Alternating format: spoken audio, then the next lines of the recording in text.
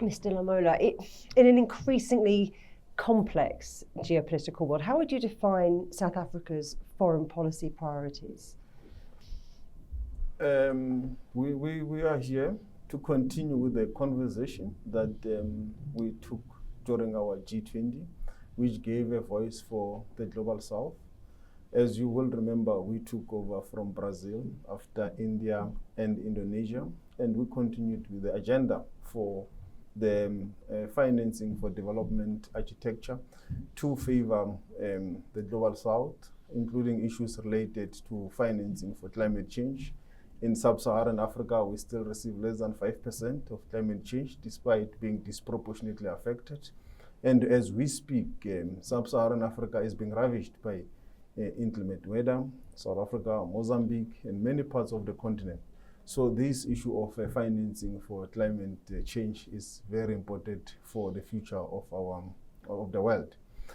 Also issues related to artificial intelligence, innovation, research, also support for the African continent and ourselves also as South Africa in terms of not only being just consumers of artificial intelligence, but also being at a place of source, research, development, and innovation.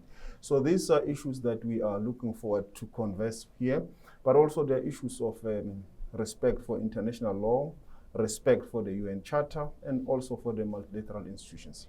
Is it time, though, to maybe look at some of the world's global institutions like the UN, like the IMF, and so on, but with more of a global South perspective?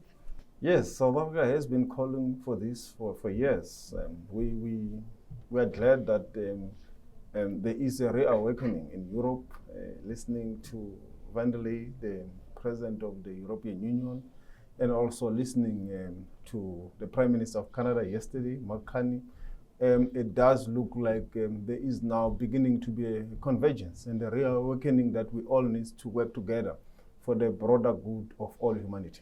You mentioned investment. I mean, what role does diplomacy play in attracting that much needed foreign investment to South Africa? Where are you looking for that investment? Yes, indeed, it plays a huge role. As you are aware, we are currently in a diversification strategy. Our president has been to Southeast Asia, Vietnam, Malaysia, Indonesia. We are also looking to continue on the markets we have already in China, that collaboration, and also to continue with the relations with the UK, the European Union, but also the broader African continent through the Africa Free Trade Area, which is aimed to create a huge market of more than 1 trillion. And also us having a youthful population in the African continent, it's a huge source that we believe the world can benefit on, particularly on innovation, artificial intelligence, fight against climate change, and also on critical minerals that the whole world needs for new energies, for new economies. So Africa has all this, and we think that our critical mineral strategy for the continent and also for our country becomes a key feature of this diversification strategy across the globe to see beneficiation at source. All of this is making me think about your economic relationship with China, also a BRICS partner of yours, especially when it comes to things like infrastructure, renewable energy, and technology. How do you see that relationship with China developing further? Yeah, it is continuous to grow. Very good bilateral relations. China is South Africa's biggest trading partner, and we're also China's biggest trading partner in the African continent. So we continue to grow from strength to strength in terms of that relationship, in terms of export to China, but also in terms of China trading with us. Also, we have raised with China the key aspect of having particularly the automotive sector industry from China manufacturing in our country, and also other sectors beneficiation at source, including in relations to our critical minerals. This was also an outcome of the FOCAC meeting. So we look forward to continue to strengthen that relationship.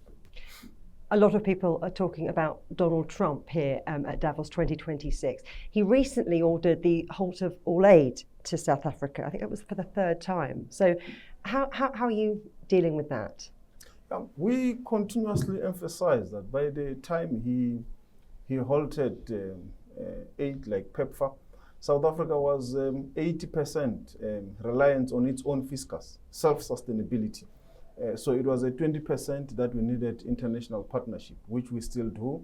And the Global Fund and other platforms, including PEPFAR, that becomes very, very, very key. We continue to look forward to it playing a role. But we always emphasize that we also need to continuously build on our own sustainability, on building our own capability, even in terms of vaccine manufacturing, also of manufacturing of drugs and so forth. We have one of the best universities in the world, state-of-the-art research capabilities that could be used to enable us to manufacture some of this that is led by the Africa CDC and also in our own space, domestic space in South Africa. So we look forward to also partnering with international players to manufacture some of these drugs and vaccines, medication, and so forth in the continent and in South Africa in particular. So partnerships, collaborations, they seem like buzzwords. If you Yes. had one message for all of the people gathered here in Davos from South Africa, what would it be? It will be that South Africa is open for business. We have now revitalized most of our network industries, which was a concern to industry, energy, security, or ESCOM. We no longer have what is called load shedding. Our logistic industry is now reawakening, doing a lot of port clearing within 48 hours. So South Africa is open for business, and we are ready to welcome the people of the world.